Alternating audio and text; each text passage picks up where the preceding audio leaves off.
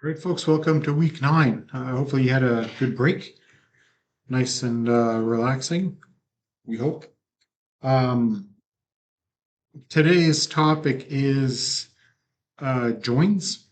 I'm going to be using a database. I don't remember if I got you guys set up or not, but I'll give you guys the link to import it. So, after the fact, if you decide you want to try some of these commands directly, like I'm going to give it to you guys, you'll be able to restore it.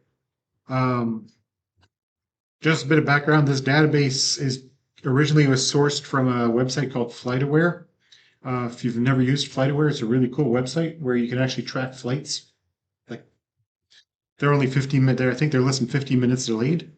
So you can actually watch, if you've got a friend coming or a family coming over from wherever, you can actually watch their plane going across, the country, across the ocean, whatever. And you can pretty much, I use it to gauge whenever I have to pick someone up at the airport. Because when it shows it pretty much at the airport, that's when I leave my house. Because it's 15 minutes delayed, the plane's probably touching down as I leave. Um, you know, so years ago they used to publish their data, like their information, everything except for the actual flight data, but it was the real airports, real airlines, real routes, real aircraft. Um, they haven't published in years. I think this copy dates back from 2000, I'd say 2010, 2012, but still, it's real data. So, you know. All right, now for the topic of the day. We're going to start talking about joins today, which is normally one of the topics that some people will struggle with. Once you understand how to do the joins, everything else is easy, relatively speaking, but some people have a hard time grasping the concept of joins. Now, there's two kinds of joins. There's the old school, old fashioned version called the implicit join, and then there's the modern join syntax. Um, I prefer the modern join syntax, not just because it's modern, um, it's more efficient. So the implicit join is what existed before the ANSI group decided, hey, here's how you're actually going to do joins. All database servers are going to do it this way. Before that, each database server did joins, but they did them all slightly different, but they all use the implicit syntax. It's just the way Oracle did it was different than, say, IBM DB2 did it, or back then it wasn't Microsoft SQL Server. It would have been uh, Wacom SQL, I think would have been the other one that had it. So I'm going to start with an implicit join. So I'm going to go select star from airports, comma, countries, where airports dot country ID is equal to countries dot ID. So this is an implicit join. You're basically listing off the tables, comma delimited, and then you tell it what the connections are. Essentially, so the way the join works is you basically say you want to pull data from table A, you want to connect it to table B, and then you tell it what's the connection, what's the point of commonality. So normally it would be the foreign key in the child table pointing to the primary key of the parent table. That being said, joins do not require to be done against keys. It's just how it's usually done. Um, there will be cases where you might get a weird data set where you end up having to do joins across email addresses or something. All right, so I'm going to run this, and you'll see that there's I said select everything. Let's go make it airports.name, comma, countries.name. And now you can see the airport and the matching countries instead of just having IDs. So this is the old syntax. The reason why we still talk about it is sometimes people look up online how to do joins, and it shows the implicit syntax because the person never updated their website. By the way, that's how I learned how to do joins when I went through school in 95. So, it's been around for a while. The modern way of writing this would be airports.name, comma, countries.name from airports, inner join countries on like that. And I'm going to run that one. And it'll give us the exact same results because they do the exact same thing, basically. The big difference is when you do it the implicit way, it reads the full table and then applies the join. So it basically builds two maps in memory and then links them. With the second version, it pulls all the records from airports and then it selectively pulls from countries doing the join. So it does less loading in memory so that if, let's say there's countries in the list that aren't tied to an airport, those would never get loaded in memory. It's just slightly more efficient. On huge data sets, it'll be noticeably better. But on small data sets, it's pretty much the same. So what I did here was called an inner join. An inner join means that it's going to map records. Shoot, that's not what I wanted you to do. It'll map records from both tables where the predicate, like the join clause, is equal. In other words, to display a record, it'll only display records where there is a connection between the two tables. If there's records in the airports table that's not in the countries list, those would not show up. If there's countries that aren't in the airports list, those would not show up because it only does where there's an exact match between the two tables. So where the keys match. By the way, this is like 95% of the joins you're going to write is this kind of join. No, it's not case sensitive. Now, this is all, the inner join is known as the default join style. You can omit the word inner. So if I come here, I can actually skip the word inner, and that'll still work. Because if you don't include the word inner, it says, oh, it's joined, it must be an inner join. That's the default. So you can save yourself a little bit of typing. There is actually no performance difference. So they're identical. So, cool. Sometimes your queries get long, or sometimes you have really long table names. Remember before the break when I talked about aliases, where you could rename columns on the fly? You can do that with tables also. So I'm going to retake my query here, and I can rename this one to A, and I'll rename this one to C. You'll notice now that airports and countries went red because it says I don't know what these are. So if I change airport back to A and countries to C, there, I can now pull this data. Often what you'll want to do though is when you use the same column name, it gets kind of important for the aliases.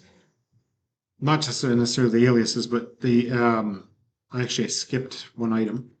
So this is aliasing. So sometimes you'll have table names that are ridiculously long. And if you want to save yourself some typing, you can give it a short name. What it does, it renames the object temporarily in memory. The renaming of the object is only for the lifetime of the query. Okay, now to back up to the table of prefixing. So I'm going to take the same query again. Actually, I'm going to take this one. By the way, the aliases doesn't make it perform. There's no performance difference. It's the same. Everything happens the same in memory. I personally tend to stay away from aliases because I've had cases where it gets confusing when I had like 8 tables in a join. And like one is A, one is AB, one was like, actually would have been like product, PC for product choices. Then there was a couple of others. There was a bunch of P something or other. And after a while, I started getting confused which one is the right one. So I tend to actually use the full name of the table. There's no real limit on how long the query can be. So I prefer not using aliases on my tables. But some people do. So it's a matter of preference or what your employer decides the rules are going to be. So, at my old job, I was the one that set the rules. So, you know.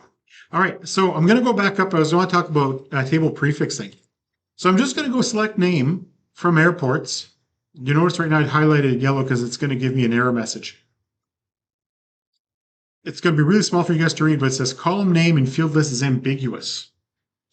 So what that means is the query engine looks at it and says, oh, you want the name? Cool, I'll give you the wait. There's more than one name. So instead of trying to get clever and giving you both names, it says, I don't know which one you want. So you have to tell it which one you want. Which brings us back to what I did up here. So I did the prefixing. So I'm saying I want the airport's name, and I want the name from countries. If I just wanted the airport name, I could just run airport name, and that would run just fine. So whenever the query engine tells you, hey, something is ambiguous, it usually means, hey, you know, you didn't define something because there's duplicates of that column name somewhere. You will run in the wilds into databases where people decided to be extra special, and they actually include the table name as in front of every field name as part of the table definition. So let's say you have a table called countries. You'd have countries name, countries something or other, or airports would be better. Airports name, airports country ID, airports this, so that they can avoid ambiguous column names, which makes things 10 times harder to read. I'm a big fan of not doing that in my table designs. I'd rather just use prefixes in the query because that makes sense. So I'll leave that like that. I am going to just put this query here with the error. Just name. And I'm going to comment it out.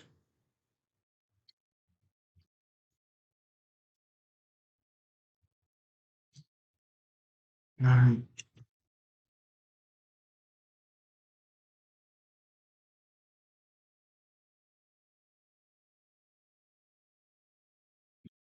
So for you guys' notes later.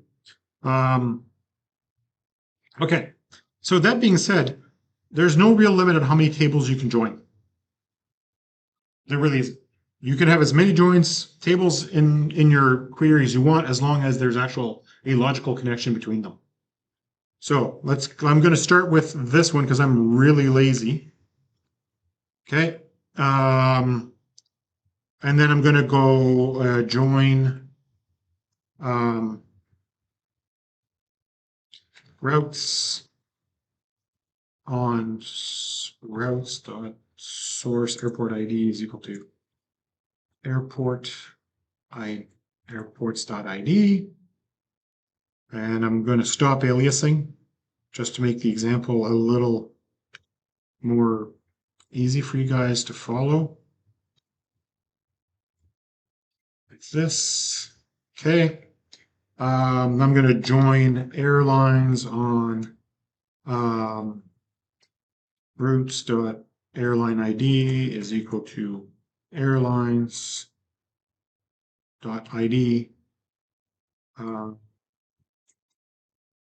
Join route aircrafts on routes.id is equal to routes.id. Join aircrafts.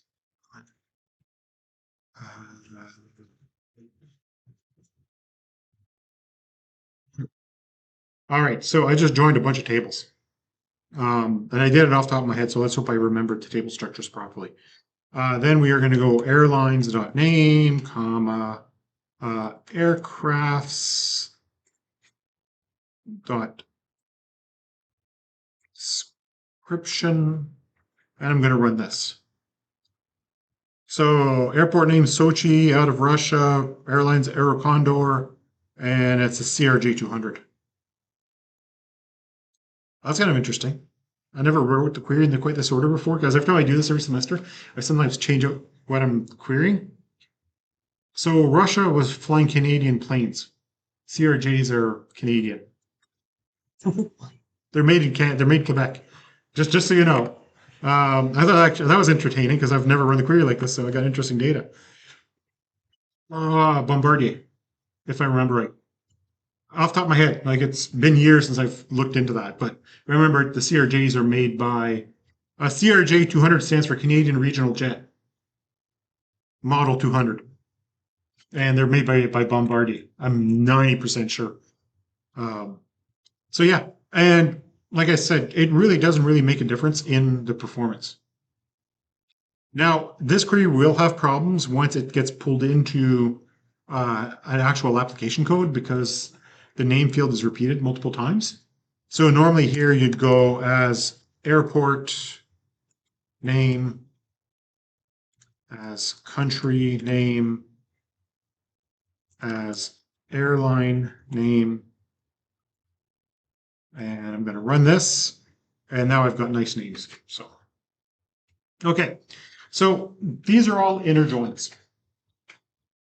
It's cool. However, sometimes you'll have data that's not quite good or where you have specific needs where you need to always pull the records from one table plus the values from the second table, but sometimes there won't be matches, but you still want the records from the first table. So a good example of that would be a products listing. You want to see, you're in a query, you want to see which products have been sold in the last 6 months. But you need to pull back all the products because of insert reason here. So you do something called a left or a right join. Now, you have to take into account that when you do left and right joins, SQL is always read from left to right. Remember how I mentioned that it's always from left to right? And literally the S is left and the semicolon is right. And you could write this whole thing as one long line. It's the same difference. And I actually got to bring up an item about this in a second. So when you talk about a left join, you're saying, I want everything from the table to the left of this join command and any matches you have to the right. And that could break your other queries because depending if there's no matches and the other tables are depending on something further down, you may have, less data coming back than you expect. So if I go select airports.name, comma, routes.id from airports join, I'm going to do left join routes where on airports ID is equal to routes dot destination airport ID in this case. It's important you spell it right, and I'm going to run this. And my query works just fine. However, once I scroll down, oh, hang on, there was right here. There's some nulls. These are airports that are not a destination. Planes take off from there, but they never land there. Now, it sounds weird saying that, but because how did the plane get there in the first place? Often these are what are considered same destination flights. Tours, you take off, you go around, land in the same place. Or outfitters, where the plane takes off, takes you some remote cabin, lands on a lake, drops you off for a week, shows up a week later to pick you up and bring you back. That's what those are. So there's a few things we can do with this, but this demonstrates very well when I'm talking about where it gave me all the airports plus any matches it found in the routes where it matches on destination. But if there's not a match, it returns a null. And that gives us some interesting capabilities.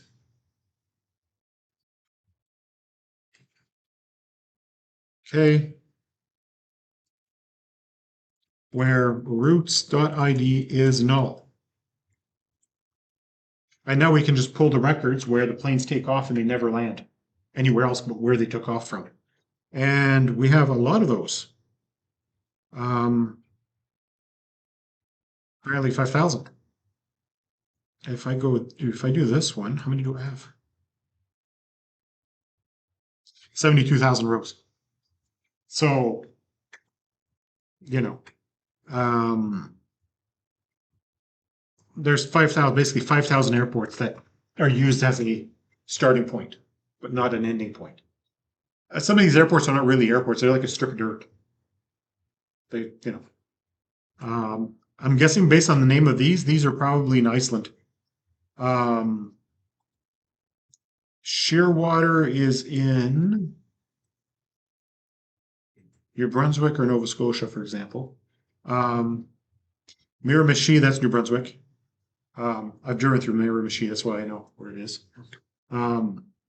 So this is the cool thing about the left and the right join. So now imagine I'm doing this with products, where I'm doing selecting star from products, doing a left join to order lines, and then I say, hey, by the way, give me the order lines where the order line ID is null. That would show you the list of products that were never sold. Therefore, do we want to keep those in stock? Do we want to inventory? Do we even want to list them? You can run it as a single query instead of writing like a couple hundred lines of code to loop through all the database to figure out what it was. Or you can do it as a left join or a right join. The only difference is between left and right is when you do left, it grabs everything from airports, connecting to routes. If you do a right join, it'll grab everything from routes and only matches from airports. That's the difference between left and right. Okay. I'm just going to rewind back up to my super complicated query here. It's not complicated. It just looks complicated. Now, one of the things I want to bring up is you cannot join a table to another table. Okay, let's back up just a little bit more. So you're joining multiple tables. Start there. And you are joining, you cannot join a table to another table that's not already in there before it. So for example, you see I joined airports and I connect to countries, right? So the countries can connect because the airports are already in the list. Routes can connect because airports is already on the list. Airlines can join because route is already in the list, in front of it, right? To the left. Now let me just take the airlines and I'm going to just put it up here. And I'm going to run it. And it's going to go unknown column, routes airline ID in on clause. Different database servers will give you a different error message here. They all do this a little bit differently. But basically it's saying, hey, you're trying to connect to something I don't know about. And that won't work because routes isn't already in front of it. So you can't join to something that's not already listed first. You can't, the query optimizer is not smart enough to read the entire query and say, oh, hey, by the way, we can dive in. We'll get this connection a little bit later. It's going, nah, I don't know who you're talking about, so we're stopping right here. So that's an important point, that when you do joins, you always want to make sure that you start at one end and you join through the table structure and make sure you're actually following a sane path, because if you try to join something that's not already in the list of previously joined tables, it's just going to fail. All right, that was one of the important ones I need to talk about. All right, so then we have natural joins. And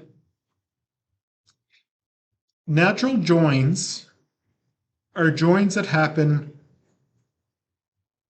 between tables where it finds a matching column name, where you're not defining what the join clause is. So the problem I have with using MySQL and MariaDB for this example is that instead of doing a natural join, it always does a Cartesian join, which is what I'm going to be talking about next. So it's really hard to demonstrate a natural join. But basically when you look at the tables and you have airports and routes, airports has an ID field and routes has an ID field. So when a natural join happens, it goes table 1, table 2. Oh, they both have a column called ID. I know how to connect this, even though it has nothing to do with the foreign key. Other database servers such as Postgres actually examines the foreign keys and figures it out properly. Oracle just assumes you know what you're doing.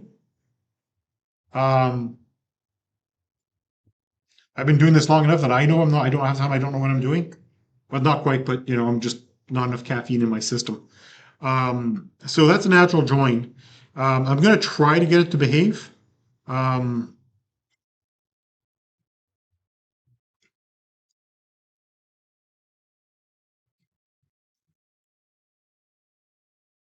okay, so if I go, you can see that it's matching on the IDs, not on the proper columns, because it says, hey, there's two columns called the same thing. That must be how we want to do the join. Natural joins are a terrible idea because the only people that use them are people that are too lazy to write proper join statements. The computer will always do what you tell it to do, even if you're telling it to do something really bad. And I treat SQL the same way as anything else with computers. I try to be as explicit with it as humanly possible. Again, that's why I don't tend to use aliases on my table names. Um, I always use fully described join clauses, that kind of thing, because at that point I'm leaving up to the design of the database on whoever did it before me, which is not, you know, you don't know what they were thinking, or they have a completely alien thought process, or they went to a different school and they learned it differently, you know. So you can't always assume what you're working with is what you're used to working with. Therefore, be explicit. Um, Natural joins work. They behave pretty much the same speed. Um, they're just not explicit. So you're making assumptions that the database server is going to cooperate and do what you expect it to do. And you know what they say about assumptions, right? When you assume, you make an ass out of you and me. Just think about what I just said for a second there. It'll come to you. But yeah, essentially, never assume with computers. There we go. Took a second. But yeah, okay. So um,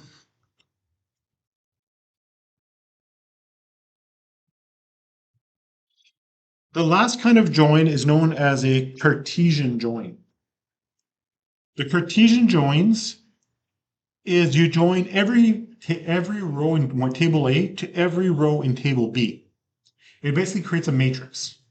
I have honestly never used this in my career. I've never had a use of it in 30 years.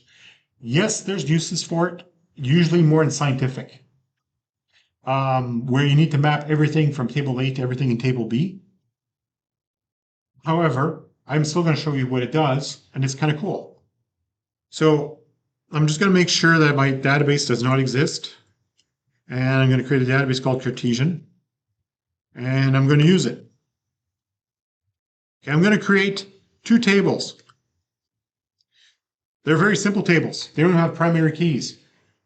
There is a name, a face value, which is going to be stored in the name field, and the suite, also going to be held in a name column. And I'm going to insert three values and four suites. And now if I go do the Cartesian join, I have a deck of cards. See, the deck of cards is my favorite way of explaining how this behaves because everybody knows what a deck of cards is, right? So you got diamond, hearts, clubs, and spades. So that's the four suites in a standard deck of cards. Different names in different languages, but those are the four cards. And usually you have one through king. I stopped at three because I just got tired of typing when I was doing this example the first time. But it shows you right here. We got one of diamonds, two of diamonds, three of diamonds, one, two, three of spades, one, two, three of hearts, one, two, three of clubs. So it basically built a deck of cards, and it's 12 rows out of 7 values total. If I were to add some more values in here, so let's go 4, 5, 6, Let's put in pretty much the rest of the deck. 7, 8, 9. And I'm going to run that. Now I'm going to do my Cartesian join again. So we have what, a total of 13 values now, right? 1 through 9 plus the 4, 13. So when I run this, I now have 36 rows, right? 9 times 4. And so now we'll have, now because I went and messed with it, now that's the return order is different. Do you notice? Now it's doing all the 1s, all the 2s, all the 3s. So if I wanted, I could go order by suite.name, comma, actually no, it's suite.name, comma, f.name. And now we got 1 through 9 of clubs and 1 through 9 of diamonds. The Cartesian join will basically build a matrix of all the values. Now, if you have a couple of tables with a couple of 100 rows, a couple of million rows, you'll run out of memory. Because you literally take table 1, multiple number of rows in table 1 times number of rows in table 2, and you will have a lot of rows. Again, this is why I like using this example, because at worst, we end up with 52, right? If I go and add in the last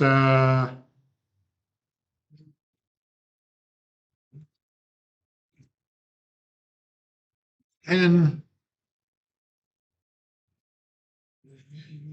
Jack, don't know how to type today, Queen, and King, and I'll insert these into there, and then I do my last one, and now we got our 52 cards, minus the jokers. So yeah, that's literally what a Cartesian join does. It is right now treating it as a string, so it'll be 110, not 1, 2, 3. You guys might have experienced this in JavaScript where you tell it to sort an array and it treats everything as a string. You'll have that experience eventually. If nothing else in your JavaScript course, I hope. I hope. But yeah, because it's a string, it treats 10 being less than 2 because 1 is less than 2 in the ASCII chart. Because it always sorts on the first character. So then it's second character. Then it runs out of characters. It goes back to the first character and grabs the next one. So that's why it's like that. Okay, so that's all the joins. All the gotchas with the joins, the order, the aliases, the different kinds of joins. But yeah, the purpose of the join, I guess I should bring that out, is when you need to pull values from more than one table at once. For example, I want the name of the airport and the country it operates out of. Otherwise, if you can only ever pull from one table, you have to pull all the values from one table, pull all the values from the other table, and then start comparing when you're outputting. It's not very efficient. Let the database do it for you. There's a lot of awful smart people that wrote these sort engines. They're way better optimized than, what most of us could write in your preferred language, whether it's Python, Java, PHP, C. As they went, there's a lot to learn in there. All right. So outside of that, that's it for this one. It's a heavy topic because there's a lot of information, but it's one that doesn't take very long to cover because I just show you how it works. The slide deck covers a little more detail on some of these topics, just a little bit more. So it's worth reading through the slide deck. But I covered all the important parts. So, all right. And